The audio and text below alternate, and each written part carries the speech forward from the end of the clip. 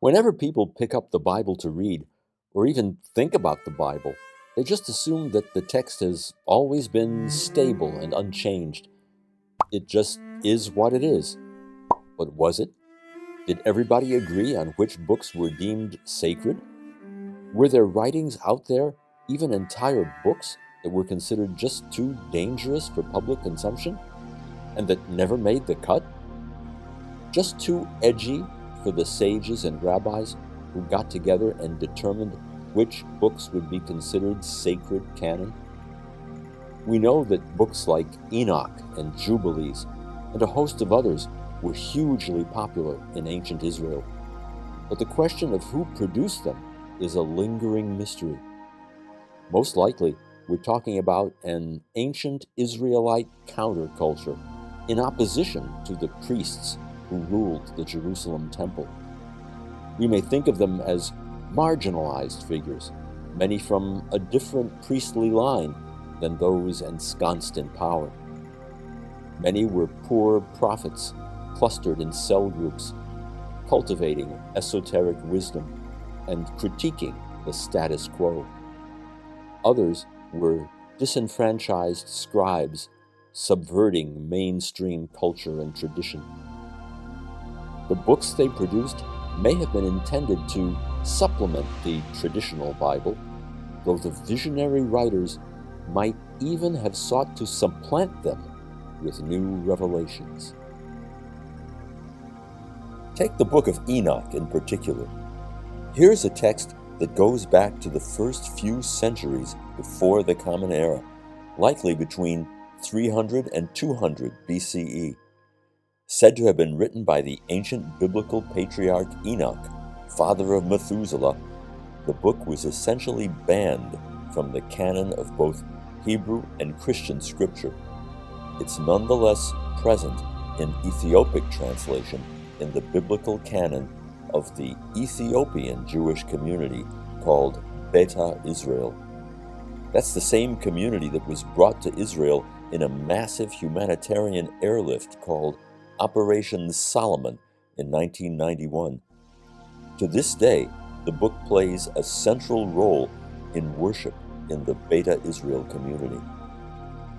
Among its teachings is the idea that sin and evil were rooted in acts of a troop of rebel angels who abandoned their high estate and interbred with human women to spawn a race of giants called the Nephilim. Now the giants, who have been born of spirit and of flesh, shall be called upon earth evil spirits, and on earth shall be their habitation. Evil spirits shall proceed from their flesh, because they were created from above. From the holy watchers was their beginning and primary foundation. Evil spirits shall they be upon earth, and the spirits of the wicked shall they be called. The habitation of the spirits of heaven shall be in heaven, but upon earth shall be the habitation of terrestrial spirits, who are born on earth. The spirits of the giants shall be like clouds, which shall oppress, corrupt, fall, contend, and bruise upon earth. They shall cause lamentation. No food shall they eat, and they shall be thirsty.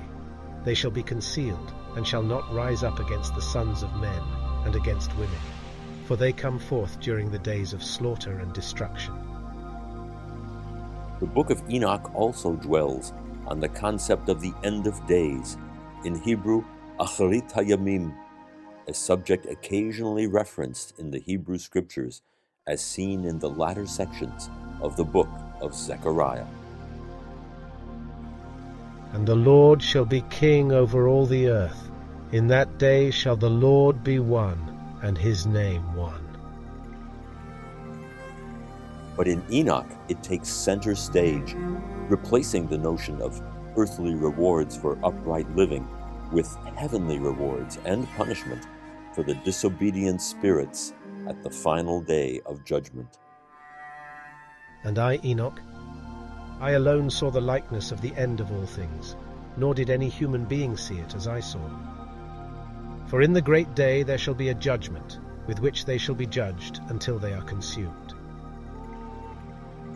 The book of Enoch was in ancient times held in high esteem by the sectarians who wrote the Dead Sea Scrolls, and who shared many of the same convictions that the end of days was at hand.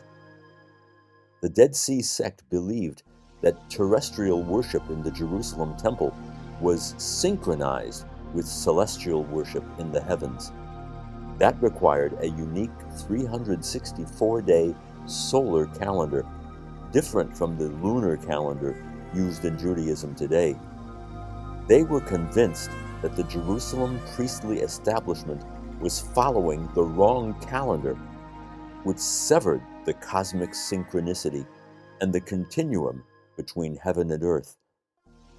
That led the Dead Sea community, like the Enochians, to believe that they were living at the end of days of an evil generation predetermined by God. They eagerly awaited the appointed time when God would intervene on behalf of truth to eradicate deceit.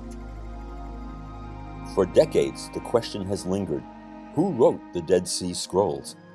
It's often assumed that they were the product of a sect known as the Essenes, who withdrew from society and chose to live in seclusion along the northwestern shore of the Dead Sea. But there's another way to look at the Essenes. Perhaps they were an umbrella group, a parent movement who spawned the Dead Sea sect and a number of other groups of esoteric wisdom seekers, including the Enochians, the Therapeutae, who were devoted to contemplation and meditation, and even the early Jesus movement. In any case, the Enochians shared with the Dead Sea community the idea that Jerusalem's great temple, a true wonder of the ancient world, was impure and corrupt. Its sacrifices were defiled and unholy.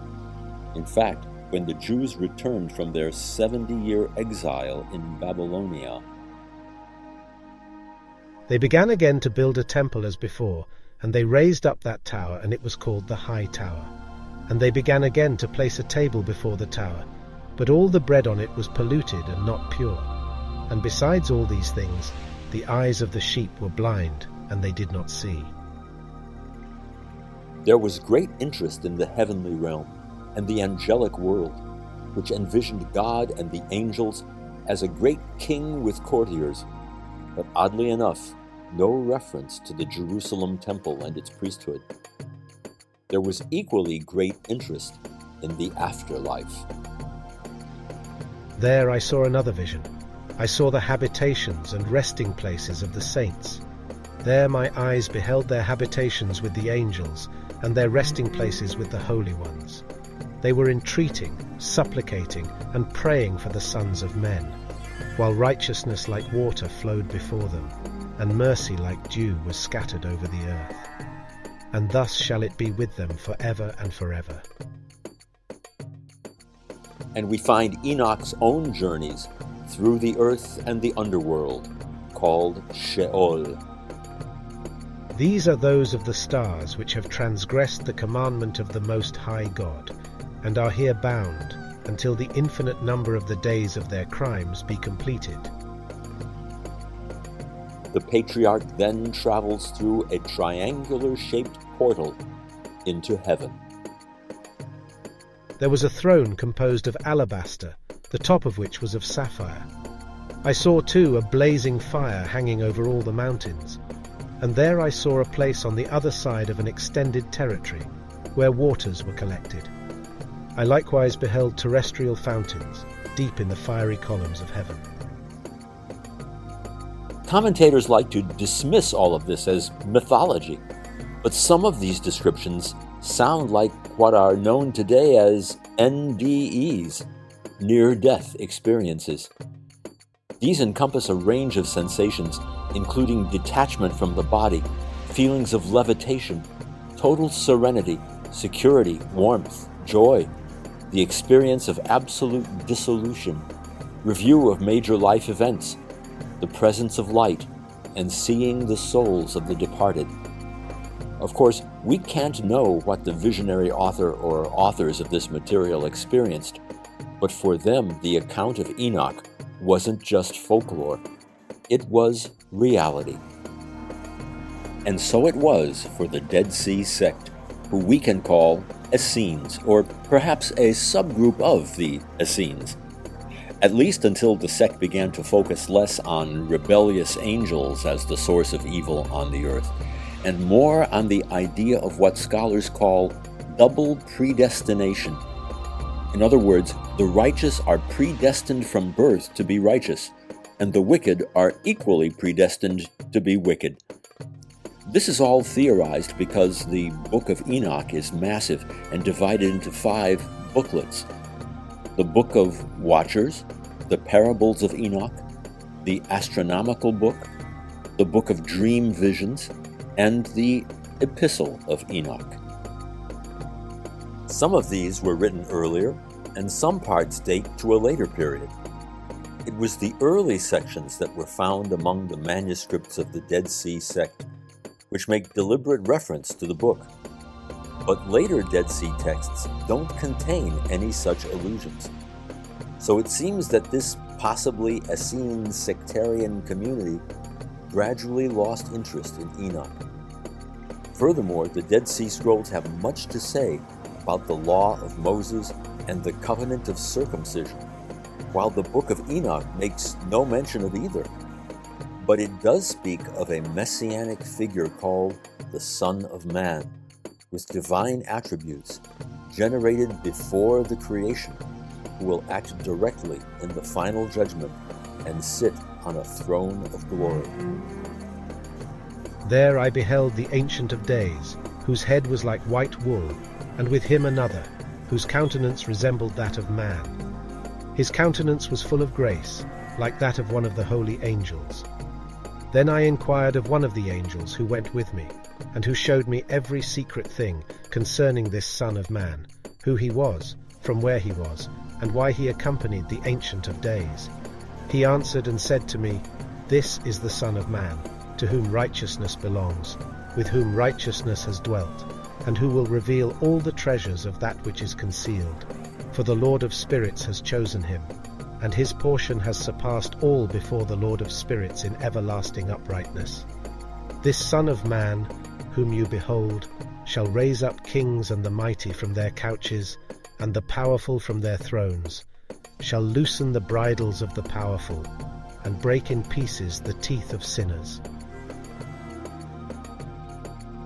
There's an obvious link here to the book of Daniel, which relates a visionary depiction of an exalted figure called in Aramaic Bar Enoch, Son of Man. I saw in the night visions, and behold, there came with the clouds of heaven one like a son of man, and he came to the Ancient of Days, and he was brought near before him. And there was given him dominion and glory and a kingdom, that all the peoples, nations and languages should serve him. His dominion is an everlasting dominion which shall not pass away, and his kingdom shall not be destroyed. Such was the hope the ancient visionary authors, likely a disenfranchised group of outsiders, held forth for those dispirited by the tenor of those ancient times. While the so-called sons of Tzadok, known also as the Zadokite priesthood of the line of Aaron, ruled the temple and controlled the sacrificial system, these counterculture prophets and seers cultivated a different kind of spirituality. Yet they remained anonymous, and we can only guess at the kind of experiences they must have had, which birthed and fueled their incredible literary product. While banned from the Bible, the contents of these books continue to invite investigation, research, and study. The window they open on this seminal period in Jewish religious history never ceases to amaze.